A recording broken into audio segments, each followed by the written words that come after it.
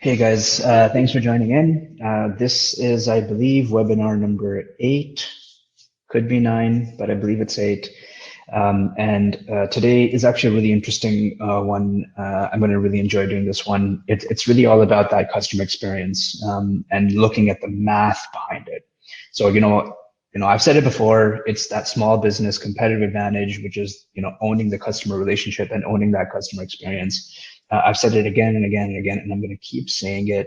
But in this video, I wanted to actually take a look at the numbers, like actually prove with math how it's going to increase your profitability, as well as going through a case study, a really famous case study. It's almost one of the world's most famous case studies about what customer experience and positive customer interactions can do for your bottom line. Cool. So this agenda is tentative. I actually changed it just a little bit right before starting this.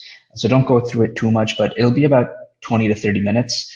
I added a bunch of math, so I want to walk through that. So that alone might be about 5 minutes of it. But don't worry if it's really super basic math. So it's nothing like calculus or anything like that. Cool.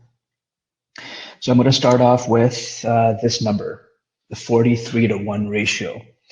This ratio was come up with a man by the name of Joey Coleman, who wrote a book called Never Lose a Customer Again. It's a book that came out earlier this summer in 2018, and I really enjoyed this book. But basically, he prefaces the book with like why this book is really interesting and why there's a need for it. Basically, he did a bunch of analysis on Amazon books, and he saw that there was a 43-to-1 ratio in terms of books that are about sales and marketing versus books that are about customer retention and customer experience.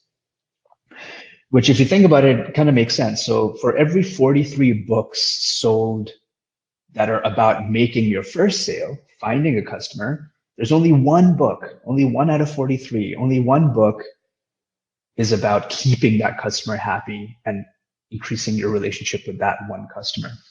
So, I mean, I think this is really interesting. I think it explains a lot about how we as entrepreneurs think about marketing and our approach to marketing.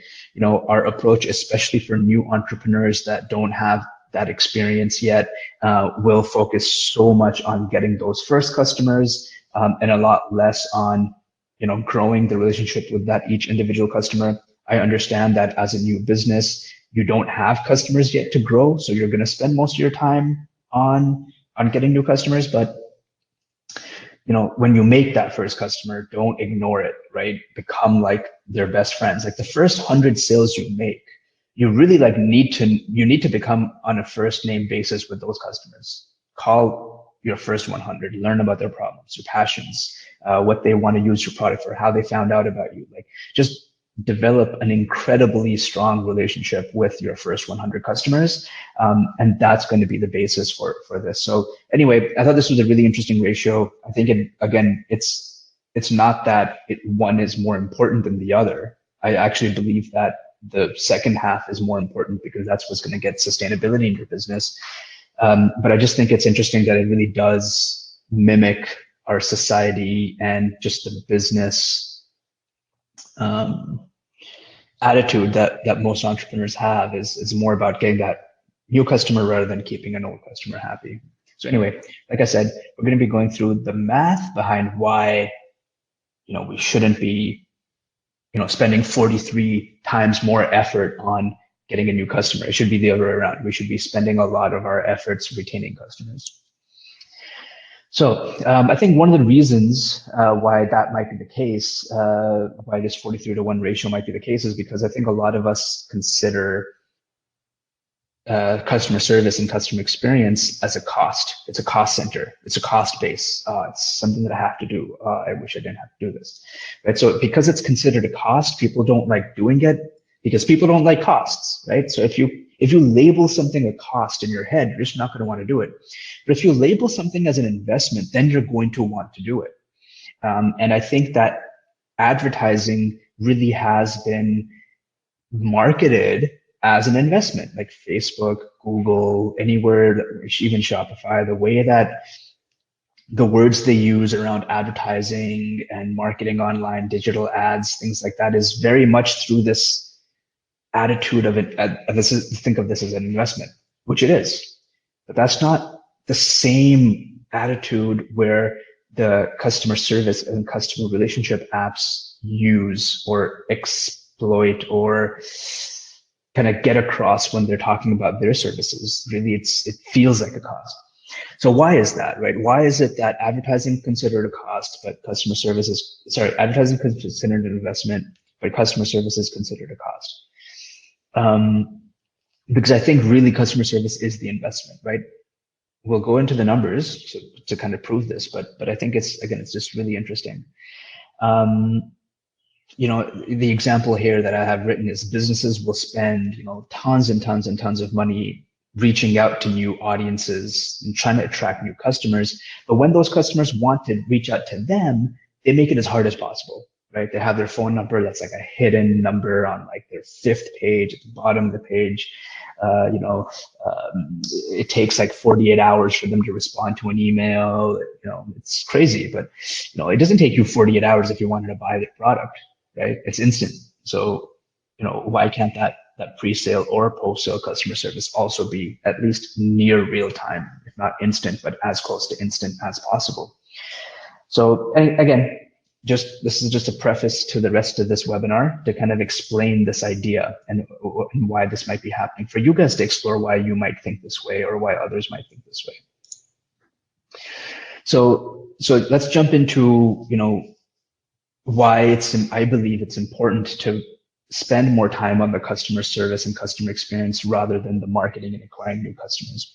So we all know there's an enormous rise in this trend of e-commerce. It's not a trend, it's here to stay. I think we all know that everyone's going to be buying stuff online. You don't have to spend time in traffic. You don't have to go to the store. You don't have to take a wallet. You don't have to, for something that might take you an hour or 2 hours to do in face-to-face or in the real world, you can do it in 5 minutes online. So I think that's why e-commerce here to stay, as well as that the technology is making it really easy for even small businesses to just start up and get up and running. Like just anyone watching this webinar, assuming it's because you have an online store, think about how easy relatively it was for you to do it this decade, like, compared to what it would have been like in the early 2000s, right? Or even before that, where when most big businesses were established. Think about how much harder it was for businesses to start 20 years ago than it is now. It's incredibly easier. It's way hundreds or thousands of times easier now. But what that means is not just it's easier, but it's also cheaper. Now, what that means is there's going to be a lot of competition, right? Like my 15-year-old sister could start a store and is thinking about starting a store. Like she's in high school. And I think that in 5-10 years, maybe 10% of all high school kids are going to be running an online store selling things to their friends or the rest of their high school or to other high schools or whatever the case may be. So, your level of competition is only going to get more and more, right? If the way that you should think about this is the number of competitors you have today, as of today, is the least number of competition you're ever going to have. Because next month, next year, next decade, there's going to be more competition for the problem that you solve or the need that you meet. Whether it's the same product or not, it could be a substitute product. It's not necessarily the exact same product you sell, but it could be another product that serves the same passion or purpose or problem that you're currently solving, right? There's many ways to solve everyone's problem. So anyway, just think about it like that. There's the number of competitors you have today is going to be the least number of competition you're ever going to have. Think about that. So how do you compete, right? What's your differentiator? And I think, earlier differentiation was something like price or quality. If somebody asks, well, what makes you different than your competition? Oh, our prices are lower. Okay, well, what about you? Well, our quality is better, right? So the answers were always about price and quality, right? But I think now more and more, those two elements are more equalizing, right? Prices are all coming down. Everything's being manufactured by robots or in China, or, eventually it'll be robots back in the States. Like manufacturing will move back to the Western world, but again, it'll be all robots. So it won't be people doing the jobs. It'll be robots doing the jobs. And so prices are going to come down because it's going to get cheaper and cheaper to make these products. Quality is going to go up because now robots are making these things, and they don't make mistakes, and they're doing these things perfectly. And so, I think quality is going to keep going up and prices are going to keep coming down, and that trend is going to generally keep going. And so where really is the differentiator in 5 years, right? Because price or quality is no longer going to be a viable differentiating factor very soon. I think that next frontier, maybe even the final frontier, is customer experience. It's how not just your product makes your customer feel, but how just them doing business with you makes them feel. Just them spending time on your website, how does that make them feel? Them being able to call you and getting an instant call back when they request a call back, how does that make them feel, right? If somebody, this is one of our apps called Raven. It's called Raven Callback. Basically, it's a widget on your website that you can embed anywhere on your site under the add to cart button, wherever. It says, call me back. This is my number. You can schedule a call, and then boom, right away at that exact time, very soon you get a call back. And that is, I've been using it for my store, and the first time I used it, the first thing the person said was, "This was the best. I couldn't believe that you called me back in 5 seconds. This is the best customer service I've ever gotten." And so that type of experience is what's going to keep your business in business, but also to keep growing. So again, really think about that customer service and that customer experience as your brand differentiator. It's also your competitive advantage, right? The big businesses can't do that, right? So going back to my whole spiel about the small business competitive advantage, which is, I believe, webinar number 1, the very first webinar that I made, it goes to the 3 general common advantages that I believe small businesses have over big businesses. And that is that you can do the customer experience. As a big business can't have one-on-one conversations with all of their customers, right? But you can. That's your advantage. So use it. These big businesses should be really afraid of us, I believe. Okay, so let's dive into the math. Okay, for those of you that are not mathematicians, it's okay. This is really simple. This is not going to be calculus. So there's this guy named Frederick, I don't know how to pronounce his last name, Reichheld.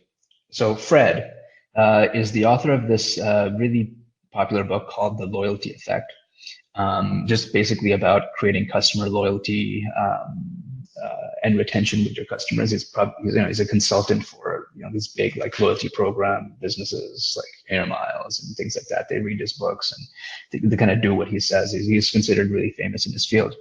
He also created this thing called the NPS score, the Net Promoter Score.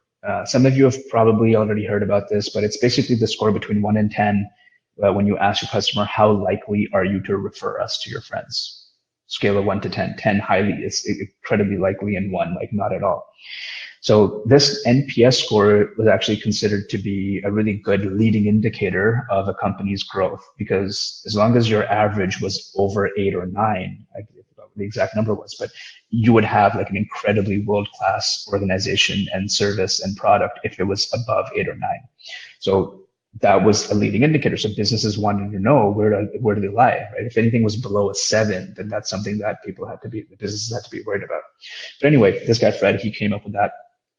And because he's an expert in this, he came up with this number that this 5% increase in customer retention will lead to a 25% to 100% increase in profits.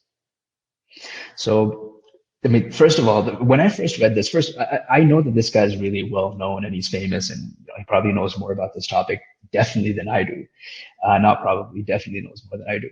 And so when I saw this range, I was like, well, this range looks silly. It's 25% to 100% of that range is so high. And also, where is he getting his math? So I was thinking about this for a while and I couldn't figure it out. So I thought, why don't I just do my own simple math with one of my with one of the stores that use our tools. I reached out to her and asked her if I could use rounded numbers from her store, and she gave those numbers to me, and we looked through it and we worked through it together. It's something that I'm helping her with increasing her retention. So I wanted to see what these numbers would look like for her store. Because again, I think that this will depend on the type of product it is. It depends on the margins of the product. It depends on how much of a consumable product it is. Is it some product that people would need to buy more often than not?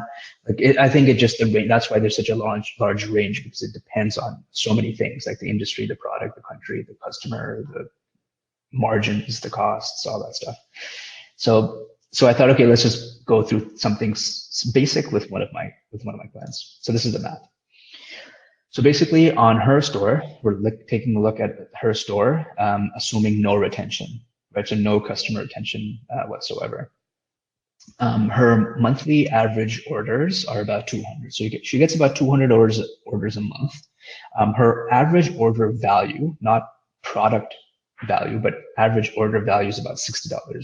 So the average person spends about $60 at each checkout, whether it's on one product or 4 products or 5 products. The average is about 60. The monthly average revenue on that number, just do the quick math, it's about $12,000. So on average, she's making $12,000 in revenue per month. Now her cost of goods are $30. So, right there is 50% of the cost of her revenue is her cost. So $30 right away we take, because that's taking it right out of her revenue.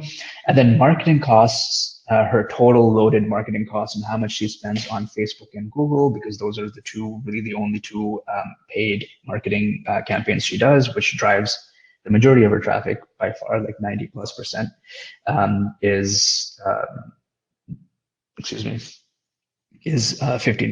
So that means that for every order, her average profit is $15, right? Not 60, but 15. So $15 times 200 gives us $3,000 per month in profit. So she's making $3,000. She's taking $3,000 home every month. This is before tax. So it's probably even less than that after tax. Now, let's add retention into this. Now, out of those 200 customers, let's say that 10 of them repurchased. So 10 of them made another purchase, okay? Or 10 of them are, let's say, last month's customers who are now buying again this month. So the customer number, order number is actually 210, right? 10 of them being the new customers. I have a mistake here. Let's take that out. That should say 10. Change the color. So not 20, but 10. I made a mistake. So the monthly, so we had or average order value, obviously it's still staying the same. It's about $60. Now with those 10 repurchases, her revenue that month would be $12,600. So she made an extra $600 that month. Again, cost of goods still the same, about $30 an order, and then the marketing costs are $15 on those 200, but $0 on the 10, because she already spent the $15 the first month or the previous month when she attracted those customers, but now because they're being retained, she didn't have to spend any money on them. So those 10 customers didn't cost her anything. She still had to spend money on the obviously the cost of the goods, but that's it. Now this way, in this case, her monthly profit becomes $3,300. So just doing the quick math here, so that means that 10 customer repurchases is a 5% retention, right? 10 over 200 is 5%. Which is actually a 10% increase in profits, right? Because 300 is 10% of 3,000. So it's a 10% increase in her profit. So in this case, 5% increase in retention resulted in 10% increase in profits. So it is skewed. Now, we weren't able to get to like how Fred got to the 25%, right? A 5% increase becoming 25% increase in profits, a 5% increase in retention being 25% increase in profits. That didn't work out for us in this situation, But over time, I believe that maybe it would, because if you're factoring in things from the next case study, which I'm going to tell, which is from Zappos, Tony Hsieh, the Zappos shoe company, Tony Hsieh Zappos shoe company, what Zappos found is that a retained customer actually spends more. So whereas the average order value for a one purchase customer, and I found this on my store as well, by the way. I should probably do a case study on my store too. So $60 is the average order for a single time customer, but the average order value was like $80, $90. I'm saying hypothetically, could be $80, $90 on a customer that's a frequent buyer who buys maybe a third time or a fourth time. So I believe that over time, this is just looking at a 1 month, resulted in 5%, resulted in a 10% increase in profits. But if we take into consideration that the average order value for the second and third time customers will be higher, we could easily be seeing 25% increase in profits, and maybe even more, again, depending on the type of product that it is. Imagine if this is a product that people have to buy every month, like if it's beard oil or shaving cream, or, you know, something that you have to keep, like, buy something new every year, like maybe shoes or socks or underwear. Like, you know, if you're creating retention on those types of products, it's worth even more for you to focus on retention, right? So anyway, these are basic numbers here. So let's dive now into the Zappos case study. So those of you who don't know what Zappos is mostly big in the US, in the United States. It's not really big here in Canada or the rest of the world, but Zappos is basically an online shoe store. They started earlier on with the rise of e-commerce. I think they followed suit after Amazon launched selling books. But basically they thought, hey, let's sell shoes. There's nothing special about their shoes. It's a commoditized product, right? It's the same shoes that you could find at a Foot Locker or a Champs or Aldo or wherever you're buying shoes. You know, for women, for men, kids, adults, they sell all sorts of shoes. So, you know, someone might think that, well, it's so much competition. Like, you can buy shoes anywhere. I could walk down the street here and there's like 4 shoe stores within like a 4-block radius. Like, what's those, you know, there's just such a high level of competition, right? Prices are, again, the prices would have to be competitive. So it's not like they're charging a lot, and the quality are the same as anywhere else. So how is it that they became so successful? They ended up creating a business that enjoys a 75% retention. So basically on any given day, 75% of their orders are coming from customers who have made a previous purchase. Right? So that's really crazy. That's crazy. That's a great number. That means that 25% of those of every day's customers are brand new. And because they have such a high retention rate, now they're going to keep buying. And so anyway, it's actually a really great story. Now, a few years after they launched, don't know exactly, I think it might have been like 5 or 7 years after they launched, they got bought out by Amazon for $1 billion, over $1 billion actually. It was like 1.2 because it was a stock deal and Amazon stock price went up after the agreement. So at the time that they actually closed the deal, it was over $1 billion. And so again, this story is like, how could a business selling shoes become a $1 billion business that Amazon wanted to gobble up because they felt threatened by this? So we're going to go through this case study. So before we, to set the stage here, let's take a look at what most online businesses would do, right? This is how I started when I was doing my store. This is how probably you guys are thinking about this when you're launching a new store, trying to grow a small store. But basically what you're going to do is you're going to budget more on your ads than on customer service or customer experience, right? Because we talked about that whole thing, investment versus cost, right? You're going to look at your ads as an investment. And so let's say that for $100 order, you're reinvesting $20 of that order into your marketing costs for acquiring the next customer. So every time you make $100, you're going to take $20 and you're going to spend it on Facebook ads to get that next customer. Right? This is where that marketing cost comes in. When we were looking at the math, right? It would cost $15 to acquire a $60 customer. So basically in that case, what my client would be doing is taking $15 from every average order and investing it to get another customer to also give her $60 back. So she's trying to create that cycle there, right? In this case, I'm just using round numbers, $100 sale, taking $20 out of the $100 and reinvesting it to get another $100 sale, right? So that's what most online stores will be doing, but they're not going to be spending, if any, money at all on the customer service and the customer experience, right? This is what most stores do. Now, what Zappos does is totally the opposite. So out of that $100 sale, Zappos is going to take that $20 and instead of giving it to Facebook or giving it to Google, they're going to take that $20 and spend it in the customer experience, right? And how are they going to do that?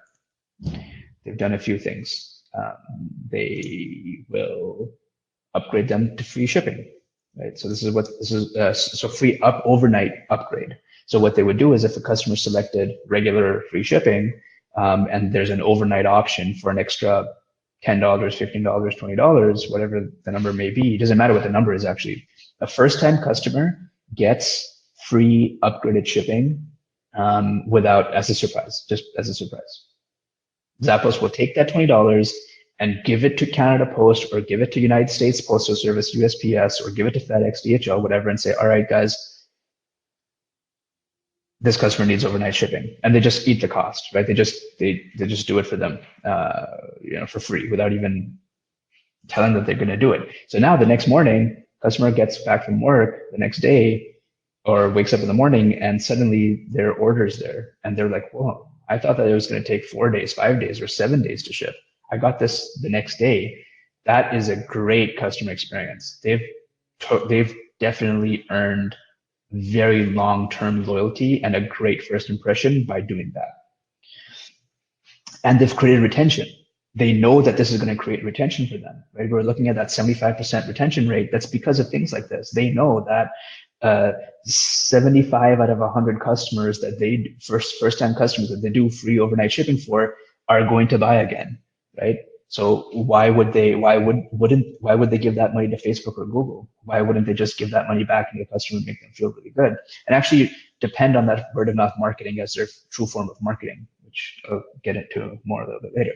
Another thing that they've done in the past is to send free pizzas to certain customers. So again, customer is buying maybe for the first time, or is maybe a second, third time buyer, but they call in to get customer support. By the way, they have 24/7 customer support, very, very low wait times. They probably get 5 to 10,000 calls a day that they're answering right away. They have a huge call center based in Las Vegas, I think. They'll even they have the autonomy to order their customers a free pizza if they get the sense that a customer would really appreciate it. They have that autonomy to go above and beyond and just give a next level customer experience. And they've done that, right? They'll take, instead of that $20 or $15, giving it to Facebook and Google and hoping that it'll get another customer, why don't just give that back to the customer as a gift in some other form, right? As a free pizza or overnight shipping, something they can touch. But not necessarily, all right, here's $15 off your next order. Like, that's kind of boring. Like, that doesn't really, maybe it drives retention, probably does drive retention some way, but it's not special. It's not a special, it's not a surprise. It's not delightful. It's not something that a customer is going to tell their friends about, right? Something like free overnight shipping, a free pizza is something that they would definitely tell their friends about next time they're hanging out. The cool thing about the pizza is that you can't just eat one whole pizza yourself. You're going to share that with your friends or your family. And so what's going to happen? Hey, babe, where'd you get that? Where'd this pizza come from? Oh, Nadeem sent me a pizza. Whatever your business name is, sent me a pizza. Oh, wow. Okay, cool. Now that conversation started. Now, who knows who your wife might tell? Who knows who your friends might tell? Now, it's more than just a one-person interaction. And you've actually, by sending a free pizza, you've created an interaction for up to 20, 30 people, potentially, if you've targeted the right influencers. So, by the way, this is an app that we built called Pizza Party. It actually does that exact same thing. You can set, whatever amount. It's a really fun passion project. I'm really glad that we made it. I've been trying to make this app for over a year and a half, and we finally made it by the time you're watching this video, it might be in the App Store, but search for it. It's called Pizza Party. But basically, you'll send free pizzas to your best customers. You can set the level for what you consider a VIP customer. So any customer that, let's say, spends over $100 or $200, you can say, just send any one of those people an alert that they have a free pizza on me with a message from you. And that's it. You get a free pizza. And just to say thank you. And it makes your customers feel really, really good. And in this case, again, I tried this. I read that Zappos did it. So I tried it for my own store, and I sent a $15 pizza to one of my customers, and that customer ended up referring at least $500 more in revenue. So that was probably one of the best ROI I've ever seen, way better than me spending $15 on Facebook ads. And so again, this was why I feel like we really need to talk about this as small business owners is let's not rely on Facebook and Google anymore, because it's only going to get more and more saturated. We all know this. It's only going to get more and more expensive. The bigger brands that now are moving into Facebook that have multi-million or even billion-dollar budgets to spend on marketing, we're going to get destroyed. Like our ads are just not going to reach. We're not going to be able to compete against these big brands. So we need to start going this other route, this guerrilla warfare, very in the weeds, in the forest type of marketing strategies and tactics. And that's why we're building apps like Scout and Raven and Pizza Party. And we have a bunch more on the way. But this is why we're focused on apps like this. Anyway, enough with the shameless plug. Let's get back into this webinar and the case study. So yeah. Right, like this is why Zappos is having a 75% retention rate, right? Whereas the average store that's going this traditional route is getting less than 15% retention rate. Now there's a range here. A 30%, by the way, a 30% retention rate is considered excellent. A 30% retention rate is considered excellent. And we're looking at 75% here in Zappos. I think even the biggest and best Shopify stores, like we're talking about the Fashion Novas, the Kylie Cosmetics,